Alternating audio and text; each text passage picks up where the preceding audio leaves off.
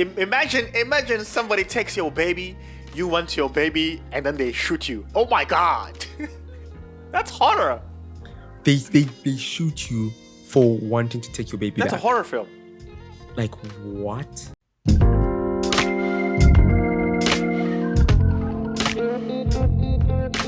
Welcome to the Chilli Penguins podcast. I am Jobadiah Tannhaus, and as always with me. Hello, people. This is Pies in the Seventh here, and today we've got another foreign film for you guys. And by foreign, we mean non-English speaking film, because most films are like foreign technically. If you want a technicality, yes, we have to specify. So the semantics of it. We've got Lamb. This is what year was this movie come out? In the 2020 maybe? 2020 what? 21. 21. Can you do some for me? Anyways, 2021. That's actually pretty recent. It's an Icelandic film, if I'm not mistaken. Yes.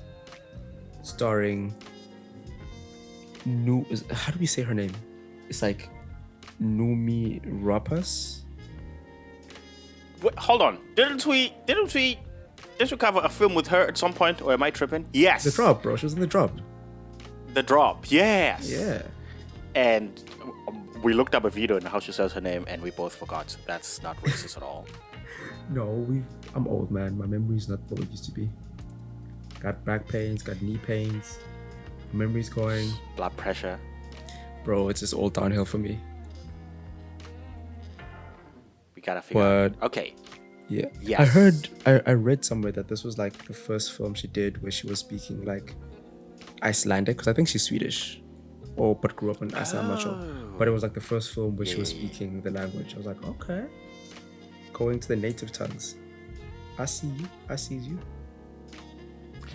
Branching out. Oh, she's not branching out, in. Branching in. Maybe. Going back home. Giving back to the community. Being one with the people. Yes. But yeah, tell us what's IMDb saying about Lamb.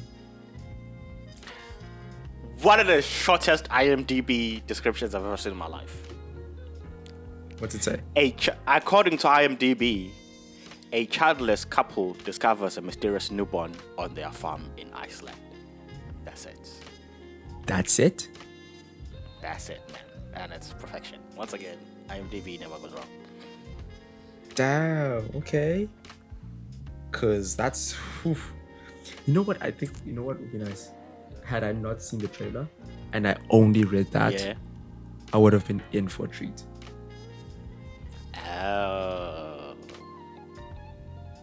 Because I think for me, I think I saw one trailer for this film.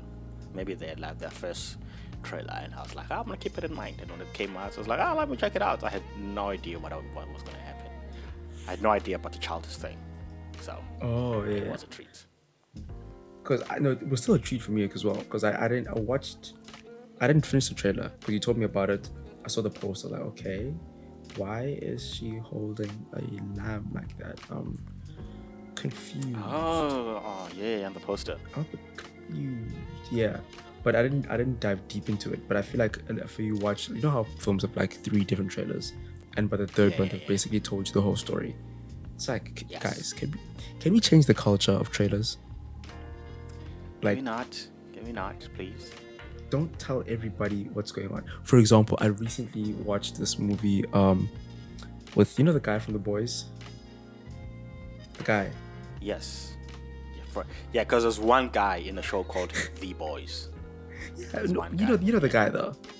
Huey. Is it Huey? Oh, Huey, yeah. Something. Yeah, it is Huey. Yeah, something. He's in this new film called Companion. Oh, you watched Companion? Yeah. At the theater. How was it? If you don't watch the trailer and don't look at the poster, that movie is going to be amazing. It's too late. Too late. I saw the trailer. I was like, hey, it's Huey. Hey, my guy. And I watched the trailer. But something gave me hope because in the trailer, someone commented, because people are like, oh, the trailer gives out all the information. Someone commented like, no, it really doesn't. There's a whole thing going on in the movie. And no. Like, here's the thing. I agree with that person. It's still worth watching. 100% still worth watching. It's just that had the trailer been edited very differently, you would have even more of a treat. Oh. Yeah. There is still a surprise that you don't get from the trailer. Yeah, but like, and there's like a whole story to it, which mainly happens in like the second act. But had you not seen the trailer at all, the whole thing would have been a surprise. Still a great movie, by the way. Still a great movie. I'm gonna check it out. I forgot about it. Yeah. But Lamb, coming back to Lamb, totally different movie. Like, even when I say scale, I don't mean scale as in like the budget. I mean scale as in like the world and how it makes the world feel through the camera lens. This film feels empty and big. Yes. It's also the location adds because it's just open. Yeah. It's open. I think that's going to be my opening thoughts. That's your opening thoughts? Empty. That the film is open? Touche. True. Open and empty. Yes. But more empty. So the film was directed by Valdimar Jóhannsson. Or maybe Valdimar Jóhannsson. The second one seems more accurate. Sorry? The second one seemed more accurate. Yeah, I had an instinct and I went with it. Thank you very much. I appreciate that. Well done. Co-written by Valdimar Jóhannsson and them Icelandic words, man. I'm tempted. I'm tempted to say Jón or I can't. I don't know how to pronounce that. How can you have one name like Moses? Some people have one names. Not like I actually wonder if there are cultures where there's no surname. I'm pretty sure there are, especially like indigenous tribes. Yeah, because it's more or less a could be a Western thing. So it's pronounced Sean. But in African culture, we also have surnames. Yeah. But there has to be a culture where there's But I think the whole... That's just Steve.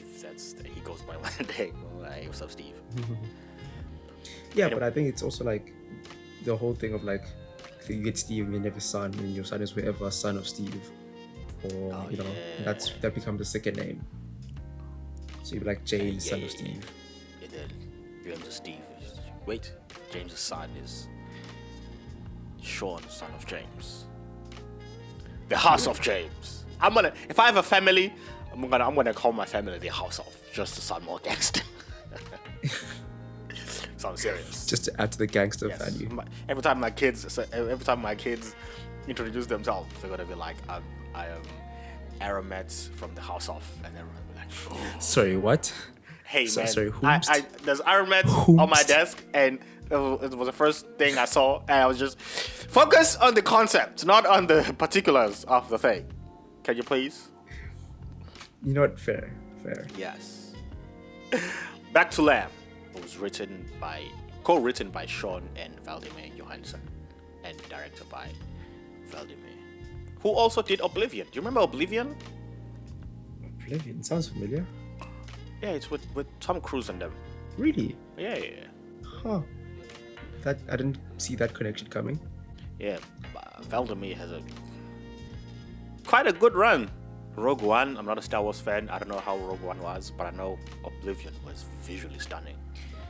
Lamb is visually amazing on its own, yes. Like Lamb, visually, man, it's captivating.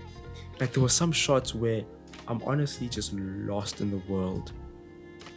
Bruh. Like it's just beautiful. Mountains, the weather, the shots. I'm like, the way they frame everything, the cinematography is just gorgeous. And I love how it's such a confident film, because when we were talking about it being empty, they embrace the emptiness. They don't try to to hide it or to run away from it. It's actually not only embraced, but it's actually an element in the story. It's like another in the story. Yeah, it's like it 100%. adds to the story, to the characters, because it could have been easily tacky. But I love the 100%. confidence of just 100%. staying on a wide shot and just having the characters do their thing. Not a lot of intercutting, not a lot of cutaways, just staying in a wide shot and just staying in that. And they stay in that wide shot. Bruh. They stay. They stay in that wide shot. I don't wonder how long some of those scenes are. Because there's minimal cuts. You're just in that wide shot. Bruh. There's even this one shot. I'm not sure what camera they used, but like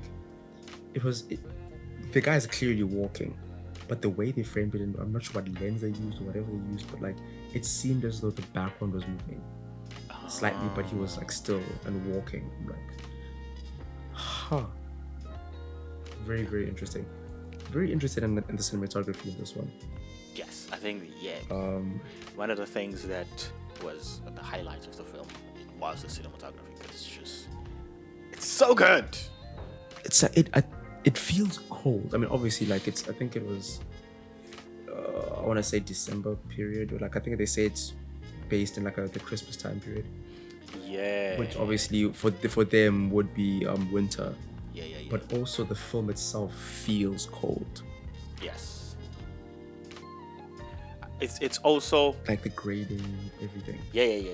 And it's the coldness, I think, because it feels cold, and combine that with the empty cinematography and everything. It's almost like because if you think about it, it's in the movie, nothing much happens really. So because of that coldness, that's quite literally. Yeah, the movie gives us something to feel while we wait for something to happen. Yeah, it's like even though there's not a lot of action going on, the mood is still there. The vibe, man. People hate on vibes, but listen, sometimes vibes work. Sometimes vibes are just the thing. Also, they do. One thing that I noticed: this film does not rush to build tension. Oh, it does not. It just because it's a slow burn, and it takes its time. There's no rush to build tension. Like that whole first act. It's like you stay with them, you learn them, you see how they're living, and you don't get like, you know what it feels like? It feels like we just got transported into like a period in their lives. No need to fully explain what happened before, and even at the end, we don't get to know what happens after. We were just there for that period in their life where these are just people going about the everyday life. And this everyday monotonous life. I think the director didn't feel a need to jump to add something exciting. They didn't feel a need to rush to get to the story, to make it, to get to the gimmick or whatever. Yeah. It's all at its own pace, and it's worth it. Also, what's before we continue, can you give us a more in-depth? Outline of the story. Yes. So, I mean, as IMDb says, this couple finds a mysterious baby on their farm, a newborn. But the thing is, the baby comes from the sheep, because they're sheep farmers. So, ordinary couple, mundane lives, mundane sheep farming. And then one day, this sheep just gives birth to this mysterious looking lamb that looks like half human, half sheep. And then they raise it. But when that baby is in the family, things start happening around the farm, around them, until eventually the baby's father, almost had the baby, the father of the baby comes and claims his child, kills the husband, and then the movie ends. It's such a simple plot. It's such a simple plot. Is. Like, think about the movies that we've talked about. Think about Heat, where there's twists and turns. Oh, This one is just so simple. They find a baby, they raise it, but the emotional element comes from the fact that they lost a child, and now they feel like this is almost like answered prayers, if you may. Their second chance, I guess. Yeah. Reminds me of. Remember Brightburn, where they couldn't have a baby, and then the mother's like, this is our chance to be parents, but then the baby's not yours, and then things start happening, and then you suffer the consequences of taking something that is not yours. But here, I love the fact that it's them seeing a second chance, even though they know that it's not their baby. They still take the baby, and you get a sense that something else is at play here, and you know as a viewer. Then eventually, but like, also the director doesn't hide that from us. I think that because the opening shot, I mean, it's like, it's cold, it's like a windstorm, it's snowy, and all you hear is this growling breathing. It's like, whatever it is, this thing's huge, it's demonic, it's like, it's very menacing, and like a whole herd of wild horses are scared of this thing, and they run away, and this thing makes it to the barn, I guess, where all the sheep are sleeping. And it basically alludes to whatever this creature is doing the thing and impregnating one of the sheep, which is then like, when the season came, that's when the couple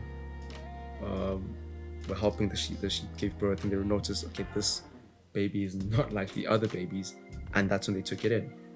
But like, let me ask you something real quick. You see that baby, you taking it in? I mean, I've never lost a child, so no. You know what? There's that. I mean, I see it. I'm not. There's that. Obviously, here's how I would react. If I see it, I will obviously not kill it. I will just want to see what's gonna happen. That's my stance. If I see it, obviously, if it shows any signs of like, oh, it's not like other baby sheep, you treat it to give it health.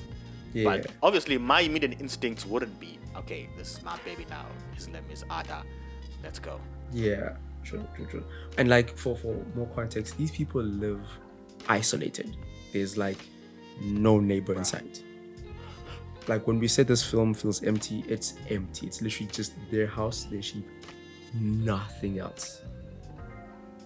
It's like, and that's sort of smack dab in the middle of nowhere. And it's so awesome when two characters can carry a film like that, because they carry it. Yeah, but it's also like they're so removed from society that there's no societal judgment. There's no quote unquote moral thing that like, wait, why are you doing that? You shouldn't do that. Or go take it to the SP, or go take it to the doctors. There's none of that. This is like the Wild West rules. Like, they can do whatever they want, and they can make their own rules. Because like, they decided, okay, we're keeping this baby. This is our baby. And nobody can tell them shit. Nobody. Because everyone, the uncle comes, no one can tell them anything. And also, I love how this is obviously the film is about grief and like dealing with the loss of a child. I love how when the baby comes, they both of them instinctually go, this is our baby now. I don't think especially when they decided to take the baby in. Usually in movies you'd have one character who's like, oh no, we shouldn't be doing this, and the other character was like, oh no, but no, this is our second chance. We don't get that exposition. As soon as it happens, they both look at each other, because you see that it's not a great thing about the acting and the cinematography and the directing of this film. We get information without necessarily being spoon-fed, because when the baby comes out, they both look at each other. You don't get spoon-fed a lot, eh?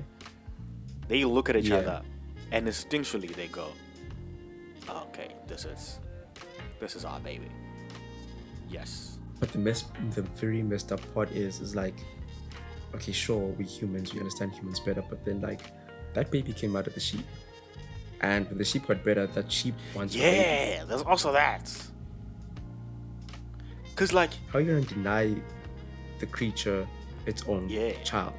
There's also that at play. Cause think if the sheep was a human, she would be knocking on doors, breaking in. But obviously because it's a sheep, but there is that you can see from the sheep the almost the motherly instincts, which is like, give me my child.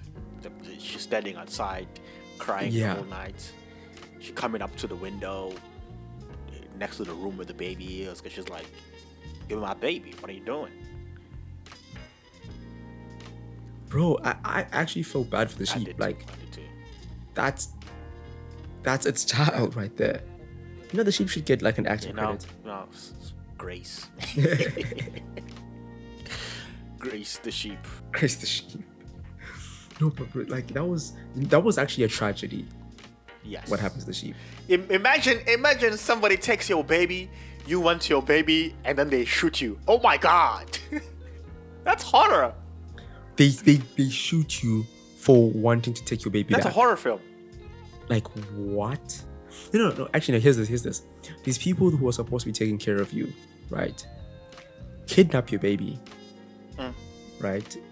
And then you find your baby, take your baby back. Then they track you down, re-kidnap your baby, tell you to go away. You don't because it's your baby. And then the person who kidnapped your baby takes you out and shoots you for wanting to be with your baby. That's just messed up. Think about the other sheep. Well, like, hey man, they took Grace's baby and she's been crying all night. Have you seen Grace? No. Last time I saw her, she was walking. Have you seen Grace? Her kidnappers is like, oh my God. I think they, from the sheep's perspective, they are the mafia, because they took Grace off to the middle of nowhere and they whacked her, and then they came back like, you see what we did to Grace?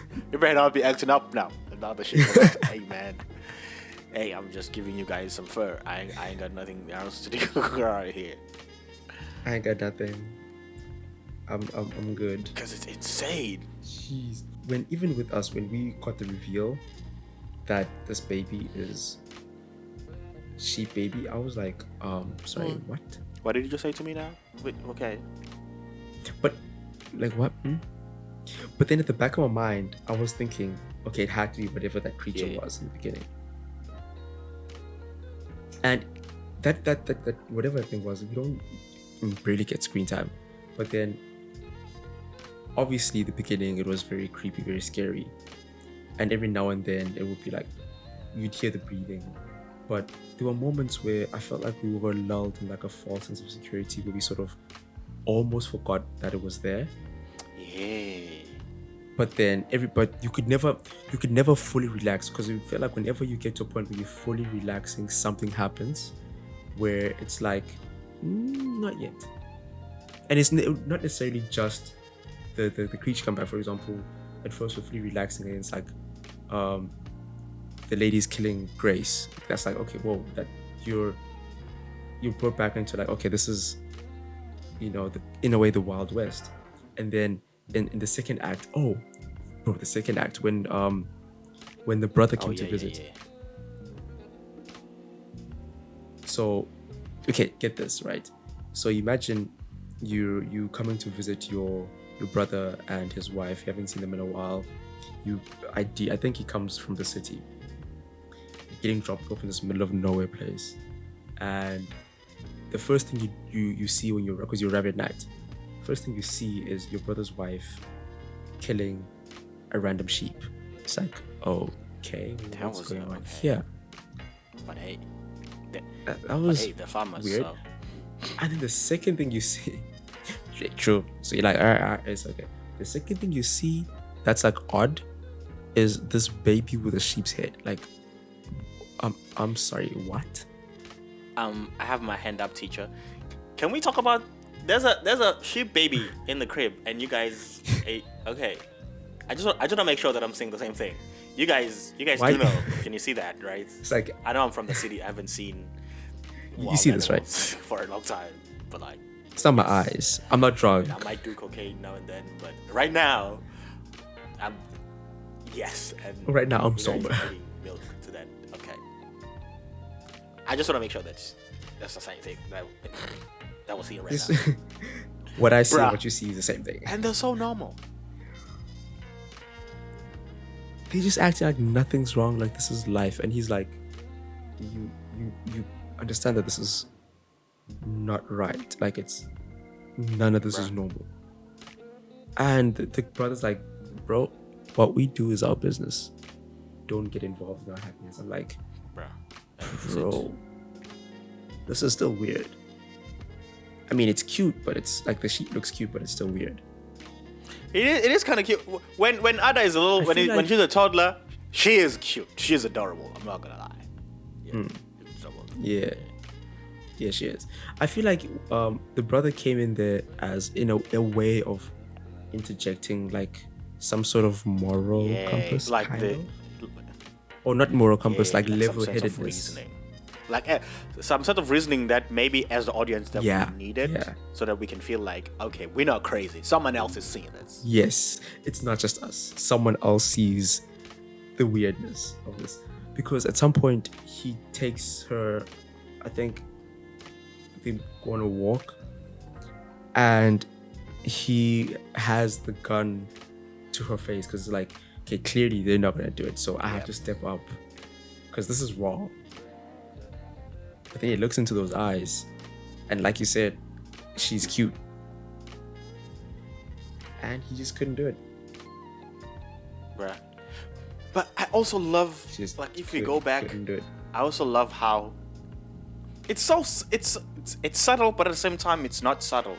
But I love how when the baby was born, right? The directing didn't make it an event or a thing. Like, look at this baby, crescendo, and the score. It was just like we didn't get a reveal. Actually, the reveal was just so smooth, and we're like, just a regular baby playing. And we're like, oh, it's almost like it wasn't a thing because the director was like, don't make this a big deal because it's just a baby to them, and they're gonna raise it. Because I feel like if it made it a thing, like. Maybe you zoom in and a close-up to the baby and then the intercuts with their faces and we get literally everything. It would have been a strong image to us and we would have rejected it. To us, it would have been something that we would be like, oh no, that's weird, stop it. But like at the beginning, it was just a cute sheep. I thought it was just a tiny sheep that maybe was like sick or something because they just both looked at each other and they were like, we're taking care of this particular lamb, this tiny little lamb. So they took it in. So I'm thinking this whole time, because they didn't make it an event, they didn't show us that there's something extra odd. It was just their faces that, okay, they're taking it in. And only when Ada was growing and walking, we were like, whoa, sorry, what? But by that point, we had gotten used to it. It was normal at that point because they've been taking care of it like a baby. So we were not given the proper chance to be like outraged by what was going on. And it was... They were like, no. Yes. They convinced us it was normal. And it like there's nothing. When you're watching the film, this is normal. And Ada was just there with the family. Did it not feel normal, or at least a bit normal? It felt normal, and that was the thing. I'm like, it felt normal, but I'm like, should this feel normal? Am I supposed to? Is this the world? You know what it's like? Like when you're watching, say you're watching, I don't know, Avatar, right? And they turn into these giant blue things. You're like, okay, we're in the world, we're immersed, we fully understand that this is normal. They're blue, they bigged out. This is it. This is what we're watching. But like in this case, it's like real humans, but they managed to trick us in a way that this baby is normal. She lives here, she eats with them. This is normal. This is nothing odd going on here. This is how life works. They just managed to put us in that same zone where we sort of coast and believe that this is the world, this is normal. But then when the brother comes, it's like, do you guys realize that this is not normal, right? And by that time, we as the audience now, we are fighting with the brother. We're like, no, this is our baby. What are you doing? Yeah. Yeah. We'll become protective as well. Like, no, what are you doing? But like you said, had it been like a reveal, like an event at the beginning, you would have been more on the brother side. Which is very. I don't think I've seen that. Or at least I can't think of a film that does that. That doesn't do a reveal, and it's not like the director wasn't trying to be mysterious here, because you know how in some movies they will withhold information with the aim of having a reveal, like you would see a hand taking something, and then later on like dun, dun, dun, oh, it was that guy, and then that's a big reveal. Here they withheld information, but there was no big reveal at all. It's almost like, hey, this is not a big deal, don't worry about it. But at the same time, don't worry about to see her. But at the same time, it is a big deal. And what I'm saying is, I've never seen that, because usually it's either an event is made a thing, or they withhold information with the aim of having a reveal. And I think because they didn't do that here, it wasn't as jarring to us. Yeah, no, because even when there's a scene that you're talking about, where the brother goes and points a gun at Ada in the woods. No, why am I saying in the woods? They're not in the woods, out there. And then and then out there and wherever that was. And then when she wakes up, she sees Ada and the uncle sleeping together. And it's that scene is like, so he also accepts her as the baby. Yeah. And that was well done, because, and at that point it's like, again, we didn't see him going, you know what, I'm sorry, I tried to shoot you. We don't need that information. Nope. That's the thing with this film, bro. It doesn't give us. There's a lot of information that this film does not give us at all. Like a lot. For example, like the brother. There's obviously some history between the brother and there's something happened between Ingvar and between Peter and Ingvar's wife. Something happened because man keeps making moves on her, trying to do something. So like there's some sort of history there, but we get zero context, or we get zero conclusions, information, nothing. You just see it happening. You see her rejecting it. You see him try to blackmail her, saying that, what if I told Ada that you killed her mom? Like, we see all those things. We see her kicking him out towards the end, but we don't get like the history of why that happened, or the explanation of like what happened in the past. You don't get any of that. And it works. Because even with their first child, because like we learned that they lost. They had a baby girl named Ada that they lost, and then now they named the lamb Ada as well. But we don't get to know how the other child passed, or how old the other child was. None of that. It's like you're saying, you don't need to know that. Yes. This is what we told. This is where we are right now. We focus on. But at the same time, the absence of that information does not affect the story.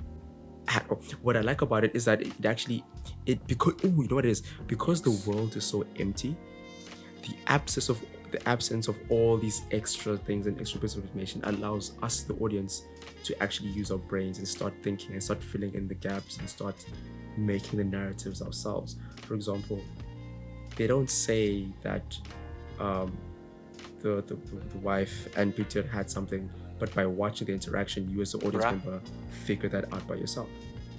And it's also like, because it's so, it just works. It just works. But at the same time, I'm realizing that it's like what we get is not the information, but we get the impact of the information. Yeah, we don't get the event itself. Yes. We get like 100%. How the event affected the people, and that's what matters in the film. and because of the great acting and the writing and directing of the film, we see that, and that becomes enough. It's like, you lost a child, but how do you feel about losing a child? How has that affected you? It's made our lives kind of empty and monotonous. Okay, that's what we're gonna show. We're not gonna show that the child was. Show the emptiness and monotony, 100%. Yes. And the loss of joy as well. Bruh. Because there's a point where they're just talking about, here's gonna be a big winter. Oh, it can't be worse than last year. Oh, the year before. It's like the conversations is just not it, bro. I'm like, that's like, so how's the weather? It's cloudy. I'm like, bro, y'all are married and it looks like this is not fun. Me watching you guys talk about this pains me. It's like the whole marriage has been sucked dry. It's like they're just living for the next day and the next day. Because one of them will go out to do whatever they need to do, take care of the thing, come back. The other one will go take care of the sheep, come back. The other one will go tend the tractor or do whatever. It's like they're just living monotonously. There's very little joy in their lives, which is also why it was easy for them to accept Ada, because it was something new that lit a spark. It was like, oh, a change. Let's let on the change. I also love there's a scene. I mean, so many scenes are beautifully shot. The film is beautifully shot, but there's this. I'm trying to find it. There's a scene in the dark where we just see the sheep and the lights reflecting off the eyes. Oh, you mean you're talking about with the dream? Oh, she's dreaming about the sheep. Yeah, I think so. There was that scene where she was sleeping and she dreams of all the sheep watching her. Bruh, I'd print that out and make that a wallpaper. Beautiful. Put it on my wall. You know, that would be scary, right? In the film. I love it. I think a lot of my favorite shots. Okay, also I love like landscapes, but a lot of my favorite shots are just when they're walking outside and you just see the vastness of the land, the mountains. It's beautiful. Yes. But also empty and cold. It's also those shots are also like, there's something out there. I feel like that's what they're saying. They are beautiful, but because the filmmaker planted something literally in the opening sequence, you always get a sense that something in those mountains. Yeah. There's something out there. 100%. And it's 100%. Bro, and either was which one died? I know, was it the cat or the dog? The dog. Because that was another reminder, like, hey, whatever was out there, and again, it's closer now. You see, bruh, it's here. We didn't see the action of killing the dog. We only see the aftermath. Oh, the filmmaker is like, oh, by the way, the dog is dead. Anyway, look at you're like, yo, my guy, hey, can we? It's like, don't worry about it. It's so good. Can we go back? Bro, he's like, oh yeah, by the way, the dog said. Anyways, like, as I was saying, sir, like, you can't just skip over that. What killed the dog? Yes.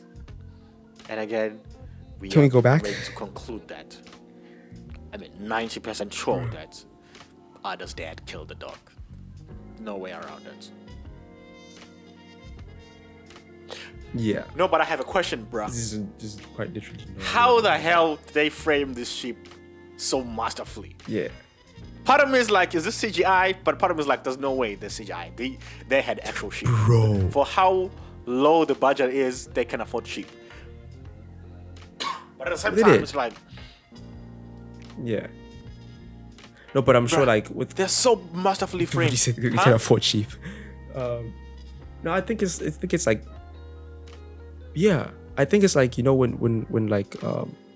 We've got these dogs, these shepherd dogs. They're well trained, so they know how to like keep them in line and like control them in a sense. Which is also why I'm like they need acting credits.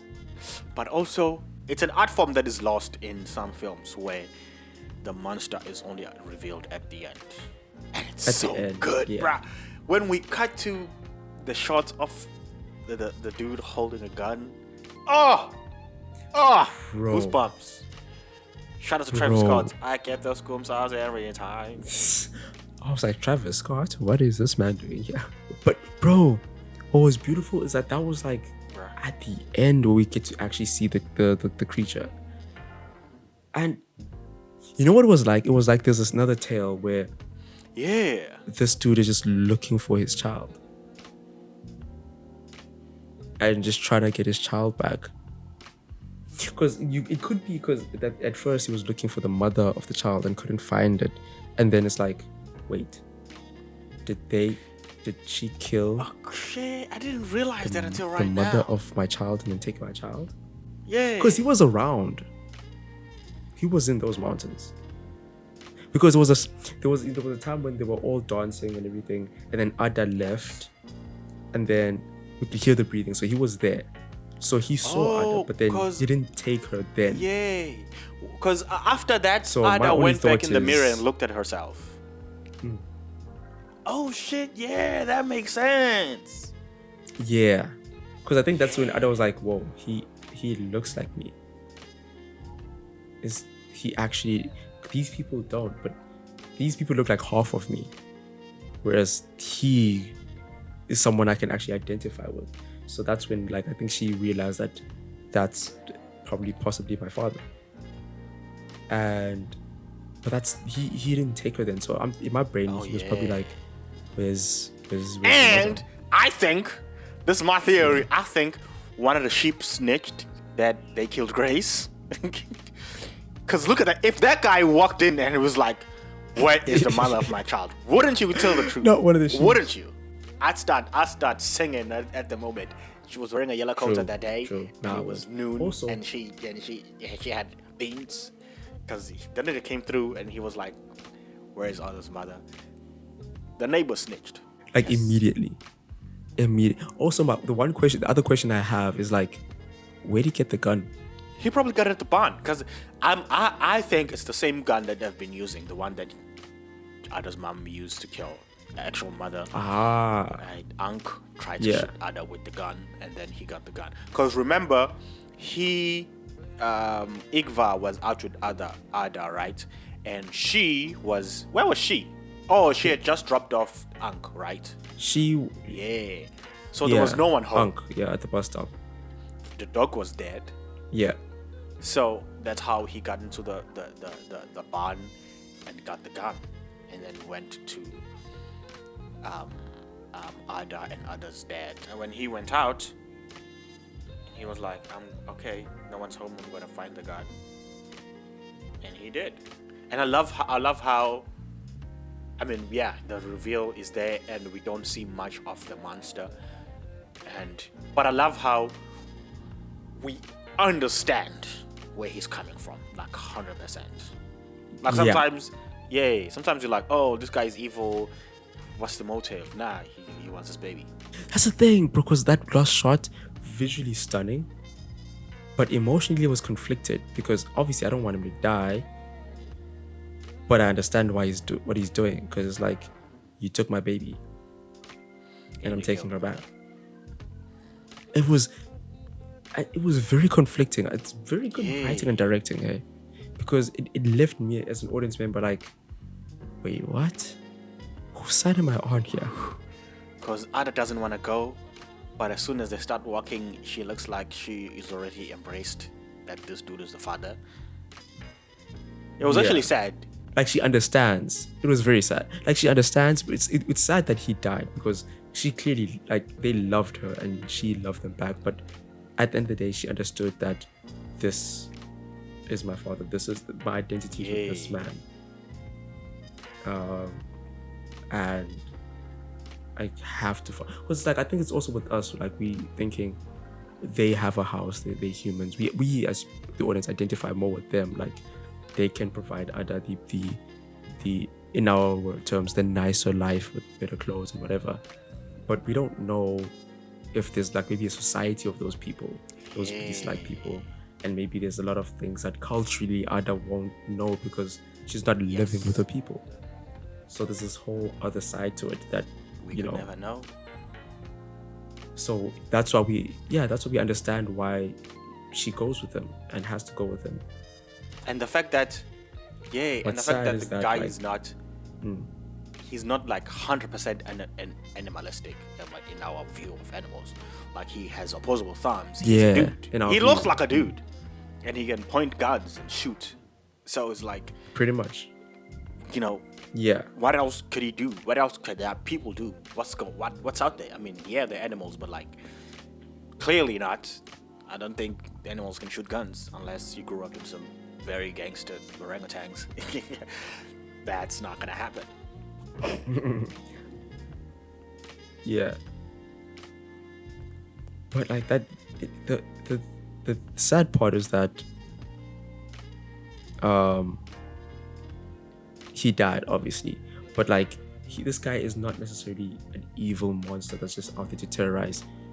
They killed his baby's mother and they took his baby, so all he wants is to get his baby back, and he just had to kill the person that had his baby. If you think about it, the wife killed his mother, so he had to kill the father. So it was not equivalent trade, but like in a way.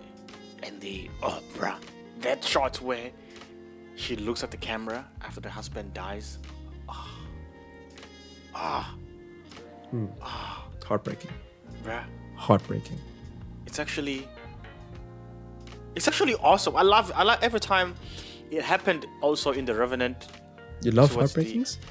Listen, hey, listen to me. Listen to the words coming out of my mouth. When characters look at the camera in moments like this, because it reminds me of The Revenant, where he literally, it's towards the end, he also looks at the camera. But here, she's like sad, and she's looking at us like, I don't know how to feel. That's my thing. In the film, she's looking because she's trying to see who did this or what did this. She's looking around. But the way the camera's positioned, it looks as if she's looking at us. So how I'm interpreting that is... At us, yeah. To me, it feels like she's looking at us because it's almost like we are the only people who saw what happened. Or she's looking at us for answers, like, please. Yes. Please help me. Like, yeah, I got that too. Nothing I can do. And then we cut to... I was about to say, like, I can't help you. Like, I don't know how to help you. That's how I felt. I know who did this, but at the same time, I'm sorry, man. There's nothing I can do. But also, like, it ends in a way where we don't, like, she goes with the new dad, and then their husband just died. Brother's gone away. She's alone in this huge farm with all these animals. Bruh. But we don't get any, like, because it cuts after that. It ends after that. We don't get any follow through or I don't know, anything to give us more information. It like just ends. Of some sort. Nothing. But also, it's like she lost everything. That's the resolution that I got. Yeah. Like this is it. I feel like there's a number of ways to look at this, because you can also look at it as like a cautionary tale. Yeah. Trying to patch your happiness by taking something that doesn't belong to you is not going to end well. And you will end up losing more than what you had. Because literally the last... Yeah, because she lost a lot more. By herself. Which is interesting. I'm trying to see... That's messed up. Yeah, I just realized. The opening frame is... I don't know if you have access to the film right now, but the opening, literally the first frame of the film, is this white... You remember the white snowy place with the horses? Yeah. Yeah. And the last frame is a white snowy place with her. With her, but yeah. It's not snow, it's more like fog. Snowy, but like it's... Yeah. And empty. Yes. Like barren land. It's like... It's just like, well, that happened. I saw a thing where they asked the director, what does a monster mean? And he said something along the lines of, I have no idea. It was just, and I was like, dude, you can't just say that. You can't say he was that. like, it was just an idea, and because people thought it had some connection with Icelandic culture, and he was like, nah, it's just a goat, man. Just a thing. Oh, okay. And it's like, it means something to us, man. Give us more. But that's the thing with how we shot this film. We shot it in a way where us as the audience, we're clamming for more information. We're feeding our thoughts into it. Like it has to mean something. There has to be more to it. He's given us a lot to think about as the audience. And depending on where you're from and how much you know about Icelandic culture, you can infuse a lot of your beliefs. You can infuse a lot of your moral judgment. You can infuse a lot of how you see things into this film based on how it was shot. Because I think it's because with him, if for example this was based on a mythical thing or something within the culture that was very specific, it'd still be dope, but then would have specific answers. Yeah. But the way that it's shot now, different people will take away different things from it. We'll all be able to go in different directions of the story, and you can't necessarily argue with someone else and be you're completely wrong because the director left it open. Yes, and I think that's it's an element of film that is not appreciated. I love it when a movie. Sometimes people say, an open ending is cheating. But at the same time, it's not necessarily open ending, but it's giving us an artwork where we can also participate. We don't just sit there and take information. Yes. That was that's good, but it's not the only way to produce art, because we also, to produce art, also, it's, what's the word? It's there's so many words. It's satisfying for the audience to feel like we are being engaged by the artwork. The artwork gives us something, and it's hey, what do you think about this? And then we say something as opposed to the contribute. Telling us, hey, this is what you should think. This is what this means. All the time for 120 minutes. Yeah. Come on. I'm looking at you, Fast 8. They don't feed you a message. Leave them alone. I'm looking at you, Fast 8. They've gone through enough. The first 30 minutes, the first They've 20 gone through minutes enough. of the movie, it's just we getting all this spoon-fed information. It's hey, can I have my own thoughts? Nah, think about this. It's all right. You? Thoughts? Nah. We don't do that here. They don't do that here. But man, no, this film, I genuinely like it. I like the soundscape, even though the score didn't feel like it was an active participant. Oh my God, for example, it was very subtle, and it you felt as though you're part of this world because it's not something you think about. It doesn't scream or want to take the forefront of the film. It doesn't. It's there to enhance the actual feeling and mood of the actual film, to enhance the story. For example, in the opening act, we don't start off with a song that's blasting your ears. We start off with you hear the sound of the wind, the horses, and then you hear the breathing. So the sound and the score of this film is all there to enhance what you're hearing and to get you immersed in this world and environment. And it's almost like I'm gonna say this. Some movies have, as you say, the score is not at the forefront, but it is there. It's so nice because all the elements here are gently guiding you. That's what it feels like. It's everything is just gently guiding you. But there is the forefront of sums off, especially with the footsteps and the breathing. It's like, and you're like, something's definitely off. Who that man? Hey, horses be running. Something not right here. Should we leave? I don't want to be here. Security. But it's also scary without being like a horror film. I don't know. What genre is this movie? What is it classified? It's actually I was about to say it's classified as a psychological horror. Okay, I can take that. I was a bit unsettled by the sheep, especially when it's coming up to the windows. Not a bit. I was very unsettled. It's like, but it's also like, I think what it is, it's like the fact that this film got us to see that and be very comfortable with it. Like, we were comfortable with the idea that these two humans have basically made this half human, half sheep thing their daughter, and they live in, like, we accepted that, bro. We got to a point where that was normal. And the person questioning, like, think about that, was the bad guy, the uncle. Yeah, I was like, this film got us to, that's why it's like, it really gets you to think. You really get to think about, like, morals, what's right, what's wrong, what it means, who are you supporting.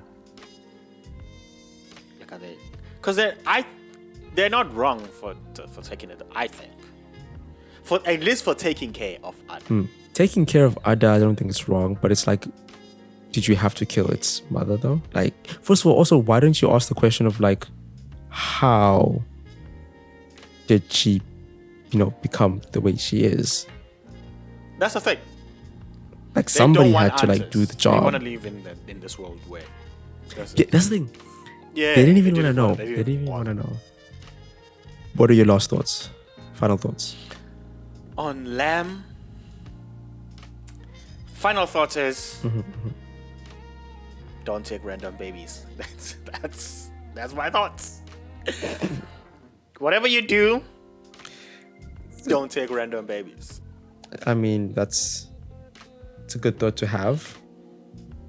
I agree with you. You shouldn't take random babies. If you look at a baby and it looks random, leave it alone. The father will come through and get it. I'd say my final thoughts are a cinematic masterpiece in terms of, like, the visuals, because the story of how they're feeling without them telling us what's going on is shown through the cinematography. Oh yeah. Because I like, if you take the cinematography here and you put it against the cinematography of Dune, both have, like, big, large scale environment shots, but the difference is here, the emptiness, especially the beginning, are basically a one-to-one metaphor of how empty their lives are. So they're not showing us these mountains to be like, hey, look at these cool mountains. It's like, this is a direct parallel to how these two characters' lives are. They're isolated from the world. Even when they're doing, like, a lot of those shots when they're walking, the character will be centered and there'll be nothing else in the background. It's just them. It's very minimalistic. Cinematography complements like the story, but also the characters and their lives. The characters, yes, 100%. Which is pretty cool, because sometimes the cinematography could 100% try to be gimmicky and like, oh, these cool shots, and sometimes it's just like. But also, I feel like most good films, not even like great films, just good films. Most good films, you don't notice the cinematography because it's not trying to call attention upon itself. It's just complementing the story. Yeah, but sometimes we don't need like Academy-nominated cinematography and groundbreaking. Sometimes just a simple dramatic comedy movie does nothing more than just have cinematography that adds to the story, and I think that's pretty awesome. That is awesome. There's a video I watched that is pretty awesome of minimal cinematography, and I think this is one of them. Yeah, 100%. 100%. Shout out to Valdimar, Jóhannsson. Hopefully we're gonna see more projects from him in the future. He does not disappoint. I'd love to see more projects. definitely love to see more projects from this guy. This was good. This was a watch for me. Yes. If you ever are interested in like slow burners, some psychological horror thriller type movies where you actually like think about what's going on, I recommend watching this. 100% recommend watching this. It will not disappoint. And yeah, that's it from me. That is it from myself as well. Thank you to everyone tuning in. We shall see you on the next one. Hopefully people let us know if they've seen the film, their thoughts, comments, and fetishes. What? I don't know. Hey, listen. No, maybe not that. Or maybe just let's start with one other movie that's similar to this that you've seen. Yeah, let's go with that one. All right, peace. Goodbye, people. Cheerio, cheerio, cheerio.